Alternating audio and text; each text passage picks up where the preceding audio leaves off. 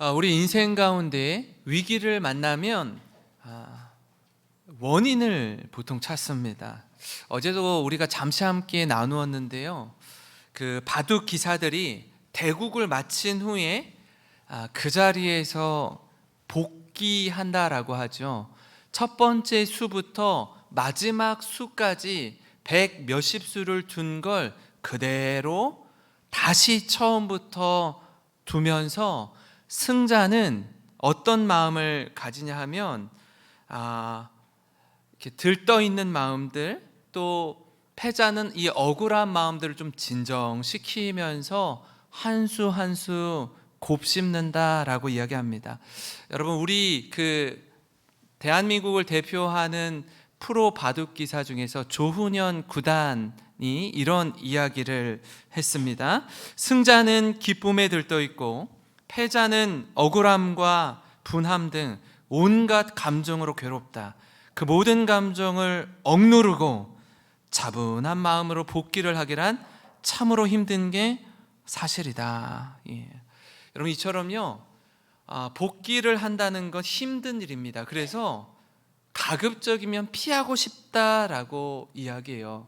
그리고 이어서 그가 이렇게 말하는데요, 아마도 피할 수만 있다면 피하고 싶을 것이다. 자신의 치부를 정면으로 바라보고 싶은 사람은 아무도 없다라고 말합니다. 하지만 진짜 승부사들, 진짜 프로들은요, 오히려 그것을 뚫어져라 쳐다본다고 해요. 승리한 자는요, 실수를 인식하고 두 번 다시 되풀이하지 않아야 얻을 수 있다라는 걸 잘 알고 있기 때문에 그렇습니다. 기사를 읽다가 기자가 그 바둑 기사한테 인터뷰를 하면서 그런 궁금증을 이야기했어요. 아니, 기사님, 프로님, 어떻게 이 1수부터 100 몇십 수까지 처음부터 끝까지 모든 수를 다 외우고 계세요? 이게 어떻게 가능하죠? 라고 물었어요. 궁금하지 않으세요? 예. 저만 궁금한가요? 예. 바둑 고수가요, 이렇게 답을 합니다. 한 수 한 수 고민하고 의미를 부여해 두었을 때는 쉽게 기억이 납니다. 하지만 의미 없이 둔 수는 기억이 잘 나지 않습니다. 와, 한 수 한 수 고민하고 의미를 두면서 두었던 수는요, 다 기억난다라는 거예요. 의미 없이 둔 수는 기억나지 않는데요. 제가 이걸 딱 읽다가 이런 생각이 들었습니다. 우리 학생들에게 적용해 보면 이런 거예요. 시험 공부 열심히 하고 시험에 임하면요, 문제가 다 생각이 납니다. 그리고 그 문제에 대한 답을 어떻게 썼는지 생각이 나요. 근데 공부를 열심히 하지 않고 문제를 봐도 문제가 뭔지, 답이 뭔지 모르고 그냥 찍은 사람들은요, 다시 그 문제를 봐도 내가 몇 번을 썼는지도 기억이 나지 않아요. 왜요? 의미 없이 표시했기 때문에 그래요. 여러분, 이처럼 우리는요, 시험을 만날 때, 위기에 닥칠 때 굉장히 진지해집니다. 평소와 다르게요, 깊이 묵상하고 생각하게 됩니다. 도대체 왜 이런 일이 내게 일어났는지, 왜 이런 어려움이 우리 가정에 일어났는지 그 원인을 규명하려고 하죠. 원인을 찾는 이유가 뭐예요? 두 번 다시 이런 일을 되풀이하고 싶지 않기 때문에 그래요. 그러니까 이미 일어난 일은 돌이킬 수 없습니다. 이미 벌어진 일은 내가 어떻게 할 수가 없어요. 하지만 두 번 다시 같은 위기를 마주하고 싶지 않기 때문에 그렇습니다. 여러분은 어떠십니까? 이 풍랑이는 바다 한가운데에서 위기의 한복판을 지나고 계시는 우리 성도님 계십니까? 왜 내게 이런 어려움이 닥치는지 이 문제를 해결하고 싶은 분 계세요?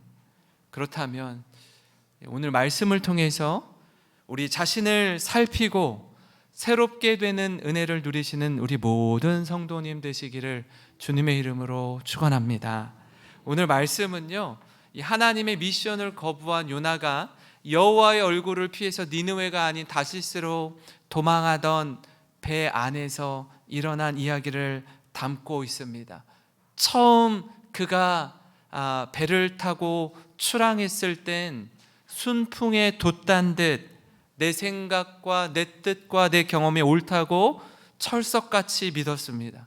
하나님의 뜻을 거스르고 내 마음대로 하는데 일이 너무나 술술 잘 풀리는 겁니다. 근데 이 문제가요, 이 일이요, 문제는 오래가지 못한다라는 거예요. 그저 잠시 잠깐이라는 겁니다. 얼마 지나지 않아 큰 바람이 불죠.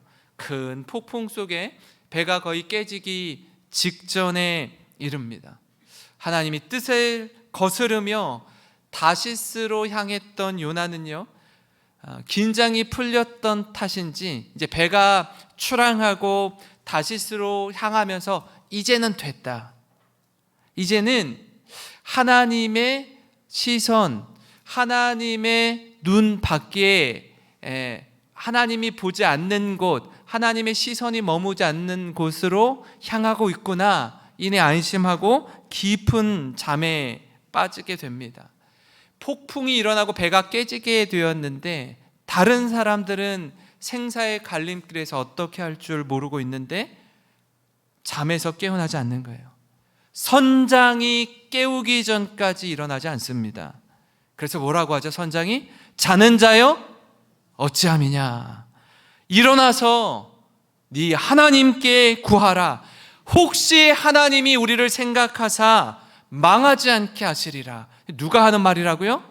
선장이 요나에게 하는 말이에요. 일어나서 너의 하나님께 기도하라. 혹시 하나님이 우리를 생각하사 망하지 않게 하실 줄 누가 알겠느냐. 기가 막힌 말 아닙니까?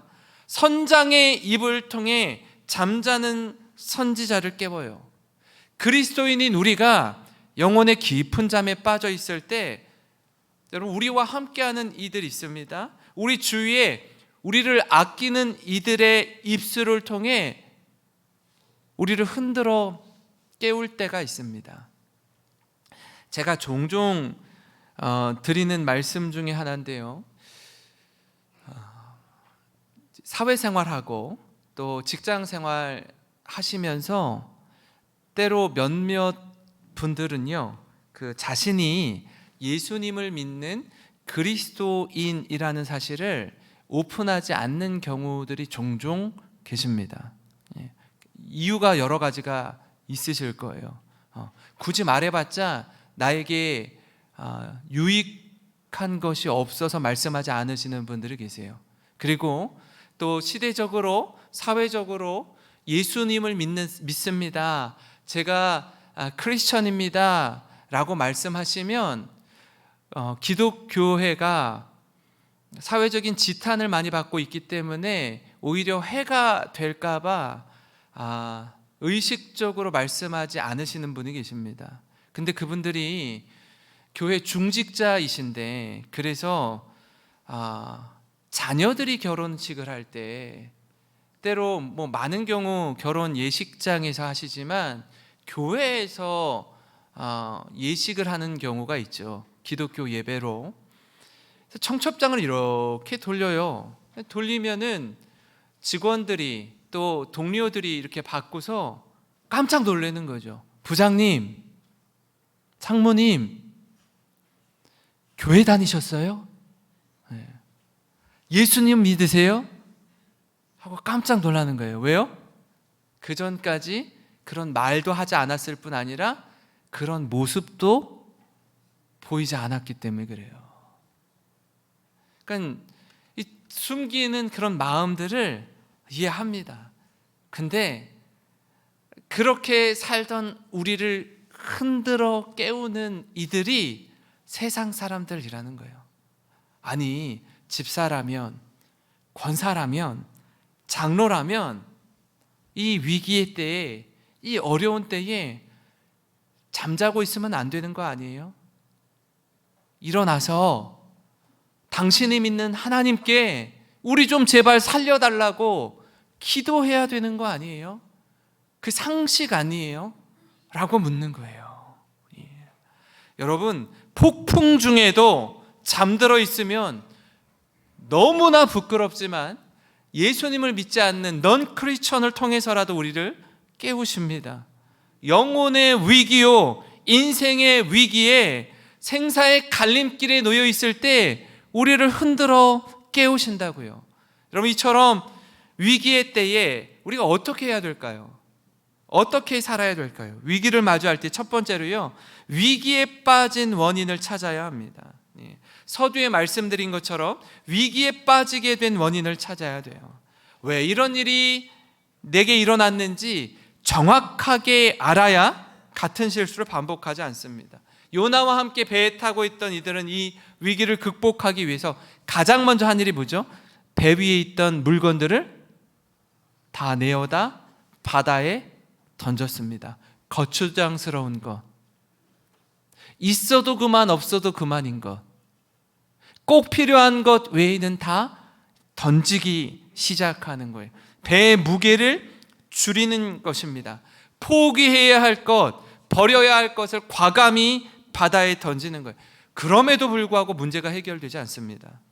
여전히 위기 가운데 있어요.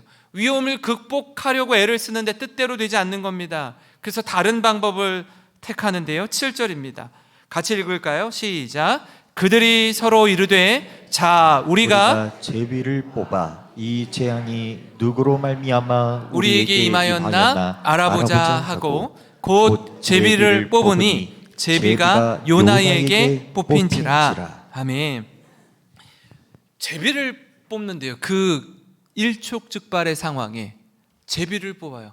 그래서 그 제비 뽑힌 사람으로부터 왜 우리가 이런 어려움을 겪는지 그 이야기를 듣고자 한다라고 말하고 있어요. 그러니까 제비를 뽑힌 당사자에게 원인을 알고 싶어 하는 거예요. 그때 누가 뽑히죠? 요나가 뽑힙니다. 공교롭게도 요나가 뽑혀요. 왜 이 과정을 거치죠? 원인을 규명하기 위해서 그렇습니다. 제가 몇 차례 말씀드린 적이 있는데요, 하인리히 법칙이라는 것이 있습니다. 하나의 큰 사고가 일어나기 전에 29번의 경미한 사고가 일어나고 29번의 경미한 사고가 일어나기 전에 300번의 사고가 일어날 뻔한 어이쿠 큰일 날 뻔했네, 어이쿠 사고 날 뻔했네 하는 그 300번의 사인, 사소한 징후 가운데 29번의 접촉사고, 크고 작은 사고들이 일어나고 그 29번의 사고 후에 한 번에 엄청나게 큰 사고가 일어난다라는 거예요. 뭐죠? 사인을 주는 거예요. 경고를 주는 겁니다. 조심해야 돼. 운전할 때는 핸드폰 들여다보면 안 돼. 운전할 때는 좌우를 잘 살펴야 돼. 긴장해야 돼 라고 이야기해요. 이걸 소위 1대 29대 300 법칙이라고 합니다. 작은 징후들을 무시하면 결국 큰 재해로 이어지기 때문에 작은 문제들이 발생했을 때 이걸 인식하고 개선하는 것이 사고 예방의 핵심이라는 것입니다. 사랑하는 성도 여러분, 우리 역시요 위기에 빠질 때가 있습니다. 근데 이 위기에 대해서요 긴장하거나 긴장하지 않거나 모르는 척하는 분들이 있어요. 그러니까 문제가 생겼는데 이 문제를 묻어두는 분이 있어요. 아 몰라, 뭐 어떻게 되겠지 뭐. 문제를 방치해 두는 거예요. 관계가 깨어졌는데 아 몰라, 뭐 어떻게 시간이 어떻게 해결해 주겠지 하고 방치한다고요. 물론 시간이 약인 경우가 있습니다. 시간이 지나면 저절로 자연스럽게 해결되는 문제들도 있어요. 그러지 않은 문제들도 있어요. 그 요셉과 요셉의 형제들, 에서와 야곱의 관계가 그런 거 아닙니까? 시간이 지나면 해결되어야 하는데 해결되지 않아요. 만나서 화해해야 돼요. 만나서 풀어야 돼요. 그러지 않으면 해결이 안 돼요. 20년이 지나도 해결이 안 돼요. 눈 감을 때까지도 해결이 안 될 수 있다라는 거예요. 그러면서 계속 해결하지 않으면서 묻어두고 있으면서 뭐라고 생각해요? 늘 남 탓을 하는 겁니다.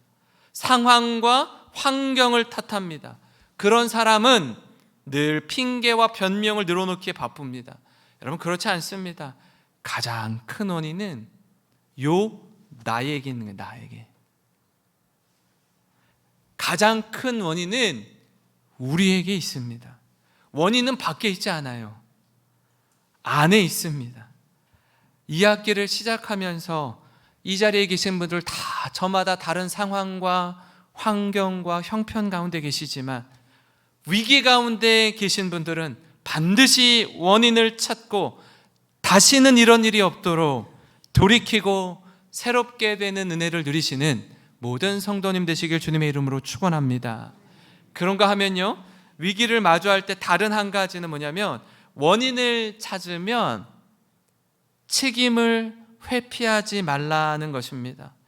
그렇게 휘몰아치는 데 안에서 제비를 뽑는데 공교롭게도 요나가 정확하게 뽑힙니다. 그 제비 뽑힌 후에 요나는 모든 사람들이 주목하는 가운데 뭐라고 얘기하죠?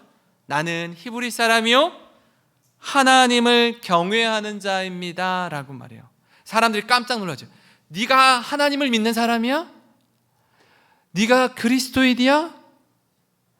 그런데 잠자고 있어? 기가 막힌 거예요.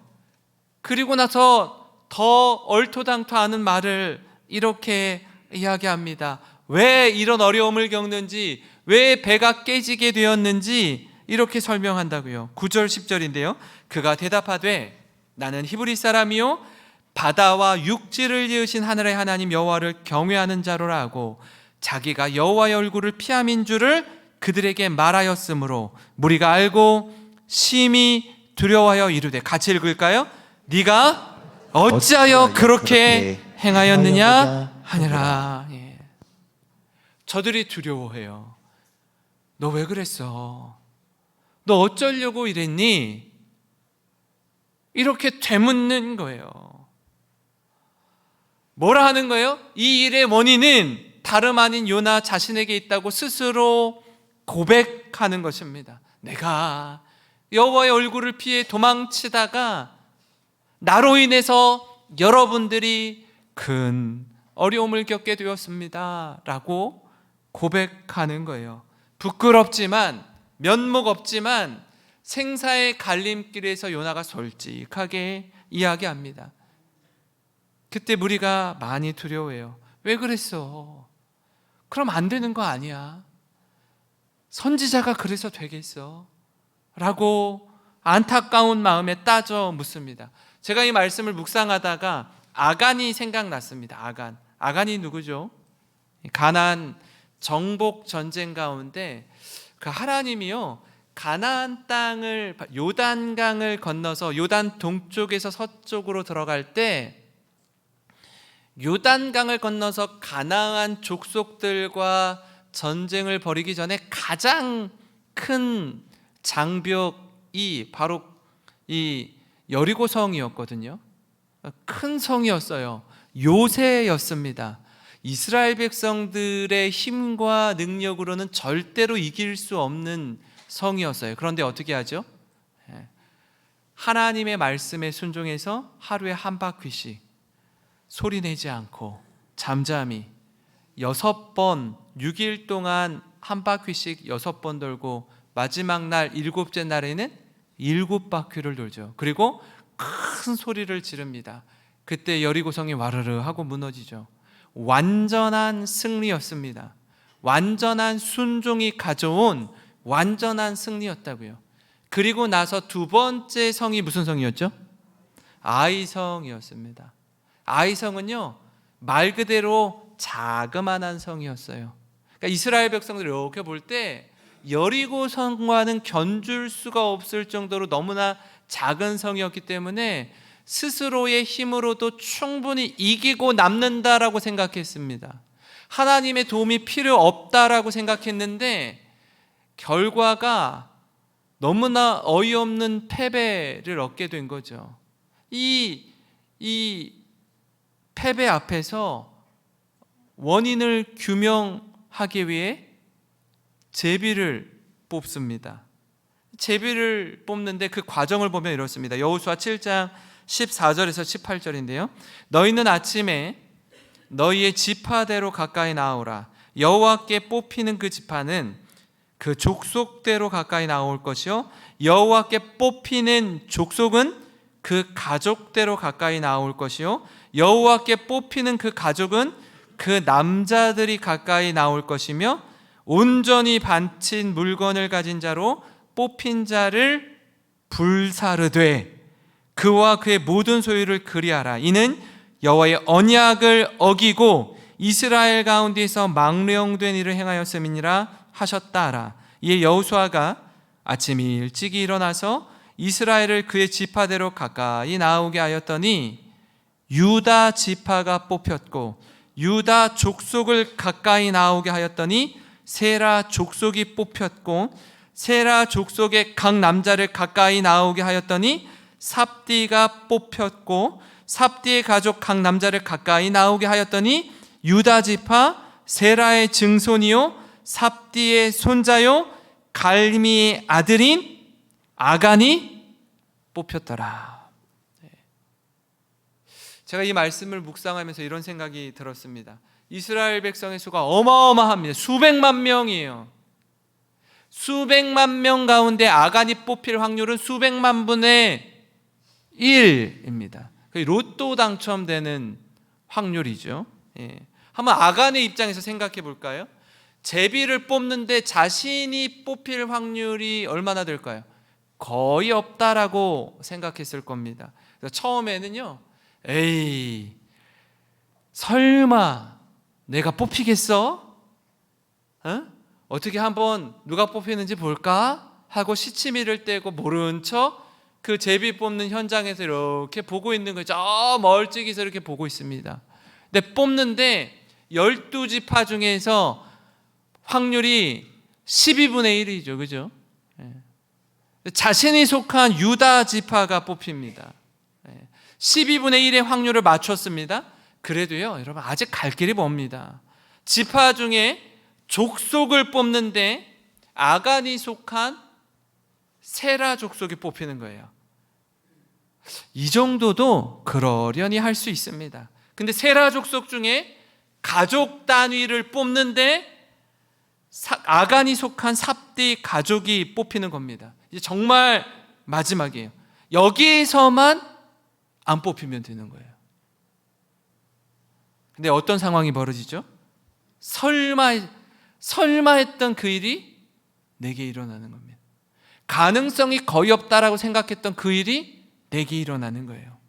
현실이 되는 겁니다. 불가능이 가능한 일이 돼요. 사랑하는 성도 여러분, 오늘 요나와 이 아간의 이야기를 통해서 우리가 한 가지 기억할 게 있습니다. 그게 뭐죠? 우리가 죄를 지었으면, 우리가 잘못했으면 그것이 드러나기 전에, 제비 뽑히기 전에 스스로 자백하는 거예요. 나의 죄를 고백하는 것입니다. 그게 복이요? 은혜입니다. 근데 많은 경우에요, 끝을 볼 때까지, 끝장 날 때까지 에이 설마 내가 들키겠어? 내가 들키겠어? 설마 무슨 일이 있겠어? 하고 끝까지 숨기다가 탄로가 나서 그때 말하면 그때는 늦습니다. 돌이킬 수가 없어요. 우리가 사는 세상은요, 사실 심지어 모든 것이 낱낱이 드러나도, 여러분 방송을 보잖아요? 뉴스를 듣잖아요? 증거가 넘쳐나는데도 불구하고 뭐라고 하죠? 끝까지 모른다라고, 나는 그러지 않았다고 시치미를 떼기도 합니다. 여러분 그렇게 할수록 초라해질 뿐입니다. 그렇게 할수록 더 비참해져요. 우리는요, 모두 다 약합니다. 넘어질 수 있고 실패할 수 있어요. 그러나 한 가지 기억할 것은 넘어진 그 자리에서 다시 일어나는 것, 오뚜기처럼 다시 일어서는 것이 중요합니다. 넘어질 수 있다고요. 넘어졌을 때 어떻게 하라고요? 잘못을 시인하고 인정하는 거예요. 잘못했다고 말하는 거예요. 그게 힘이에요. 그게 용기입니다. 하나님, 잘못했습니다. 용서해 주세요. 내가 잘못을 저지른 그분에게 찾아가서 제가 죄송합니다. 이러면 안 됐었는데 용서를 구합니다. 여러분, 그게 용기 있는 사람이 말할 수 있는 고백입니다. 겸손히 자신의 약함을 고백하며 주님만 의지하는 저와 여러분이 되시기를 주님의 이름으로 축원합니다. 여러분, 오늘